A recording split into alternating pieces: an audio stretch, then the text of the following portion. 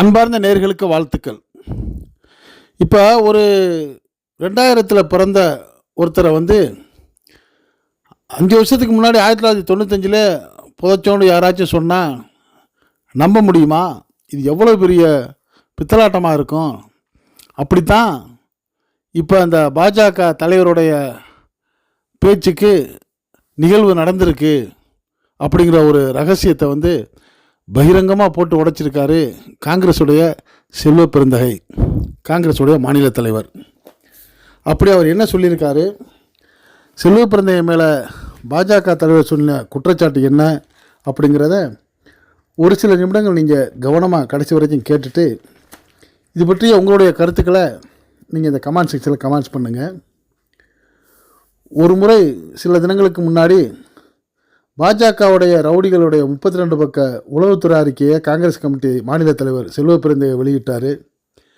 அப்போ அவர் சொல்கிறாரு, பாஜகவில் பெரும்பாலும் ரவுடிகளை தான் சேர்க்குறாரு அண்ணாமலை. இதை நான் மட்டும் சொல்லலை, பாஜகவுடைய முன்னாள் தலைவர் தமிழிசை சவுந்தரராஜன் கூட சொல்லியிருக்குண்டு.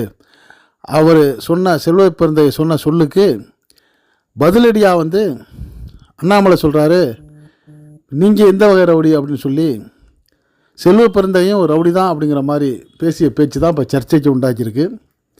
இதுக்கு பதிலளித்த செல்வ பெருந்தகை, நான் ரவுடி இல்லை, என் பேரில் நான் பிறந்ததுலேருந்து இன்றைக்கி வரைக்கும் எந்த ஒரு போலீஸ் ஸ்டேஷன்லையாச்சும் என் மேலே ரவுடிங்கிற வழக்கு இருக்கா அப்படின்ட்டு சவால் விடுறாரு. விடுறப்ப தான் செல்வ பெருந்தகை ஒரு விளக்கத்தை கொடுக்குறாரு. 2003ஆம் ஆண்டு மத்திய பாஜக அரசு தமிழகத்தில் உள்ள RSS அமைப்போடு சேர்ந்துக்கிட்டு என் மீது புகார் அளித்து உண்மைக்கு புறம்பான ஒரு வழக்கு பதிஞ்சாங்க. அது நீதிமன்றத்தில் போகிறப்ப நான் சொன்னேன், இதை சிபிஐ இல்லை சிபிசிஐடிக்கு மாற்றி விசாரிங்க, தீவிரமாக விசாரிங்கன்னு சொன்னேன். என் மேலே குற்றம் இருந்தால் அப்படி சொல்லியிருக்க மாட்டேன். ஆனால் அதே சமயம் அந்த வழக்கை காவல்துறை தானாக முன் இல்லை இதை நாங்கள் வாபஸ் வாங்கிக்கிறோன்னு வாங்கினாங்க. அதுலேருந்து நான் விடுபட்டுட்டேன். இப்போ அந்த வழக்கு என்னென்னா, ஒரு கொலையாளி 2001 காவல்துறை மூலம் ஒரு விட்னஸ் போடுறாங்க ஒரு கொலையாளியை. அவர் கொடுக்குற வாக்குமூலத்தில் இது செல்வ பெருந்தகை சொல்கிறது. அந்த 2001 அந்த கொலையாளி சொன்ன வாக்குமூலத்தில் பூவை மூர்த்தியும் அவர் பக்கத்தில் ஒருத்தர் இருந்தார், அவர் பேர் தான் செல்வம். அந்த 2 பேரும் சேர்ந்து 50,000 ரூபா கொடுத்து என்னை கொலை பண்ண சொன்னாங்க. அந்த பணத்தில் 10,000 நான் செலவு செஞ்சுட்டேன், மிச்சம் 40,000 ஒரு இடத்துல ஒழிச்சு மறைச்சி புதைச்சி வச்சுருக்கேன்னு சொல்கிறாரு. உடனே போலீஸ் அந்த இடம் எதுப்பா அப்படின்னு கேட்குறப்ப, வாங்க காட்டுறேன்னு கூட்டிகிட்டு போயிட்டு அவர் புதைச்சி வச்சிருந்த இடத்துலேருந்து 40,000 எடுக்கிறாரு. அந்த 40,000 பார்த்த உடனே போலீஸுக்கும் செல்வ பெருந்தகை தரப்புக்கும் பெரிய அதிர்ச்சியும் ஆச்சரியமும் இருக்குது. காரணம் அது எல்லாமே கரன்சி பணமாக இருக்குது. இதைத்தான் செல்வ பெருந்தகை தரப்பு கோர்ட்டில் இது மூலியமாக அந்த கேஸையே உடைக்கிறாங்க. செல்வ பெருந்தகை தரப்பில் கேட்குறாங்க, ஏங்க பணம் அச்சடிக்கிறது எங்கே நாசிக்கில் தானே அப்படிங்கிறாங்க. ஆமான்னு பதில் வருது.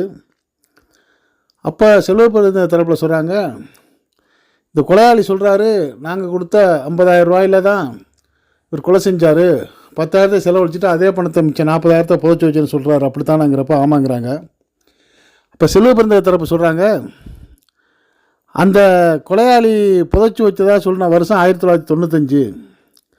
அந்த பணத்தில் பிரிண்ட் போட்டிருக்கு பாருங்கள், நாசிக்கில் பிரிண்ட் அடித்தது 2000 பிரிண்டான பணம் எப்படி 1995 ஒரு கைக்கு போய் கிடச்சிருக்கோம், அது எப்படி அவர் புதைச்சிருக்க முடியும்? இது ஒரு செட்டப்னு இது கூட புரியலாண்டு யாரும் மறுக்க முடியாத ஒரு சப்ஜெக்டை போட்டவுடனே இந்த கேஸே அப்படி சலசலத்து போயிடுச்சுங்கிறது தான் உண்மை தகவலாக இருக்குது. இதை சொல்லிட்டு தான் செல்வ பெருந்தகை சொல்கிறாரு, நான் குற்றமற்றவன், என் மேலே வீண்வெளிலாம் போடாதீங்க. இப்படி பலரையும் நீங்கள் பேசுகிறது கொஞ்சம் கூட தரமானத வார்த்தைகளாக இல்லை அப்படின்ட்டு பாஜகவுடைய தமிழக தலைவர் அண்ணாமலையை காரசாரமாக தாக்கி பேசுகிறாரு. இது சரிதானே அப்படின்ட்டு அரசியல் நோக்கில் பலரும் கருத்து தெரிவிக்கிறப்ப இது பற்றிய உங்களுடைய கருத்து என்னங்கிறத நீங்கள் நம்ம இந்த சேனலில் கமெண்ட் செக்ஷனில் கமெண்ட்ஸ் பண்ணுங்கள். இந்த செய்தி பிடிச்சிருந்தால் அதுக்கு ஒரு லைக் கொடுங்க. இதே போன்ற செய்திகளை உடனுக்குடன் உங்களுக்கு சேர நம்ம சேனலுக்கு சப்ஸ்கிரைப் பண்ணாதவங்க அவசியம் சப்ஸ்கிரைப் பண்ணுங்கள். மறக்காமல் பக்கத்தில் இருக்க பெல் ஐக்கானை கிளிக் பண்ணுங்கள். என்று இணைந்திருப்போம். நன்றி, வாழ்த்துக்கள்.